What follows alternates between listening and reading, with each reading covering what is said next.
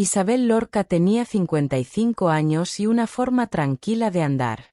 Vivía en Oviedo desde que se casó con Martín, un ingeniero jubilado que había dejado de hablarle más o menos al mismo tiempo que dejó de sonreír.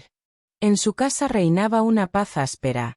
No había gritos, ni reproches, ni discusiones, solo un silencio que a veces dolía más que cualquier palabra cruel. Trabajaba desde hacía 20 años como bibliotecaria en una biblioteca de barrio, con muros altos y olor a papel envejecido. Allí pasaban los días, organizando fichas, limpiando cubiertas, ordenando el orden. No se sentía infeliz, tampoco feliz. Era una existencia cómoda, sin sobresaltos. Como un libro leído demasiadas veces, ya no sorprendía, pero tampoco se quería cerrar. A veces, mientras colocaba novelas en la estantería de autores españoles del siglo XX, se detenía sin querer frente al cristal de una de las vitrinas y se miraba. La mujer que la observaba de vuelta no era la misma que recordaba. Había algo apagado en su mirada, como si llevara mucho tiempo sin encender una luz interior. Todo cambió, aunque ella no lo supiera aún, un martes cualquiera de noviembre. Ese día llovía. La ciudad se escondía tras una cortina de agua fina, y los lectores no eran muchos. Entonces entró él. No hizo ruido. No preguntó nada.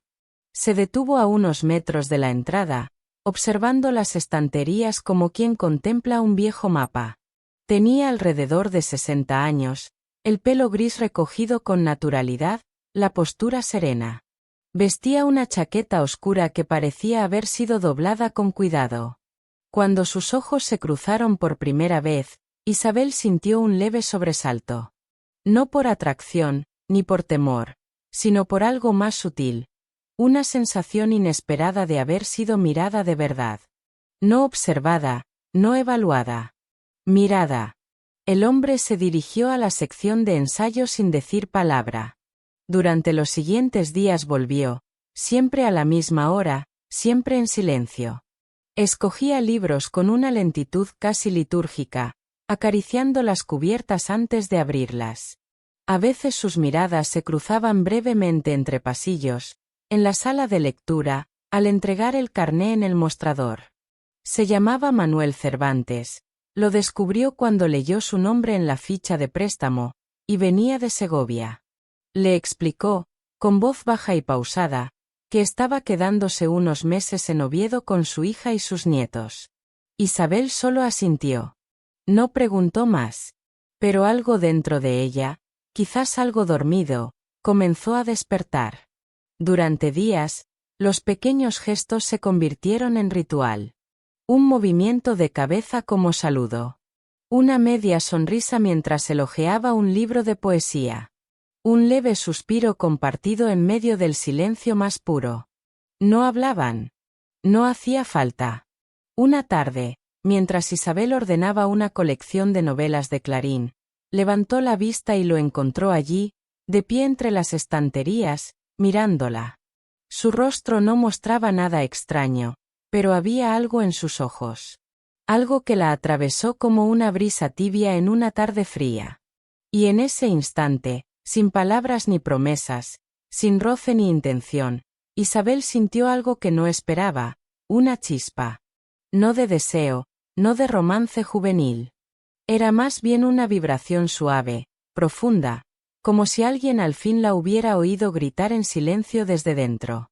El corazón de Isabel no se aceleró, pero sí se abrió un poco más.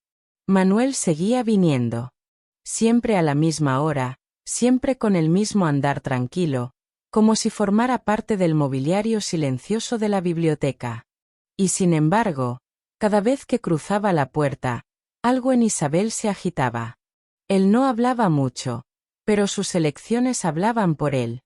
Empezó a llevarse los mismos libros que Isabel había releído muchas veces. Carmen Laforet, Juan Marsé, Antonio Muñoz Molina. Un día, tomó un poemario de Ángel González, su favorito secreto, y ella no pudo evitar sonreír. ¿Era casualidad? ¿O de alguna manera él sabía qué libros tocaban las cuerdas de su alma? Isabel empezó a esperarlo. No de manera consciente al principio, pero con el paso de los días esa espera se volvió parte de su rutina. A veces miraba el reloj sin razón, o se quedaba un poco más en la sala principal, acomodando estanterías que ya estaban ordenadas. El momento en que él aparecía la llenaba de una energía suave, como una melodía que se cuela por una ventana entreabierta. Sin darse cuenta, fue cambiando. Sacó de su cajón una pulsera de plata que no usaba desde hacía años. Recuperó un pañuelo azul que le regaló su madre. Puso un disco de Cecilia una noche mientras preparaba la cena. Martín, su marido, la miró sin decir nada. Como siempre. Con Manuel no necesitaba hablar. La comunicación entre ellos era más honda. Una vez, ella dejó caer sin querer un marcapáginas entre las páginas de nada y él se agachó para recogerlo. Sus dedos se rozaron apenas, como si el universo se hubiera contenido en un suspiro. Nada más. Pero ese gesto la acompañó todo el día. Otro día, él se detuvo frente a su mesa. No dijo una palabra. Solo la miró. Una mirada larga, profunda, sin apuro. En sus ojos no había exigencias ni expectativas. Solo una verdad serena, inamovible. Y en esa mirada, Isabel lo sintió. Sintió que él la veía. No como esposa, madre o bibliotecaria. No como una sombra que se desliza entre estanterías. La veía a ella. A la mujer que aún tenía luz, que aún soñaba en voz baja. Nunca nadie, ni siquiera Martín en los primeros años de matrimonio, la había mirado así. Como si verla fuera suficiente. Como si bastara con su existencia. Esa noche, al volver a casa, se miró en el espejo del baño. No con tristeza, sino con una ternura desconocida. Y recordó a la joven que fue, la que caminaba descalza por la playa de San Lorenzo, la que escribía poemas en servilletas de bar, la que lloraba con las películas de Truffaut. Algo dentro de ella se encendió de nuevo. No necesitaban confesiones. Ni palabras robadas a las novelas.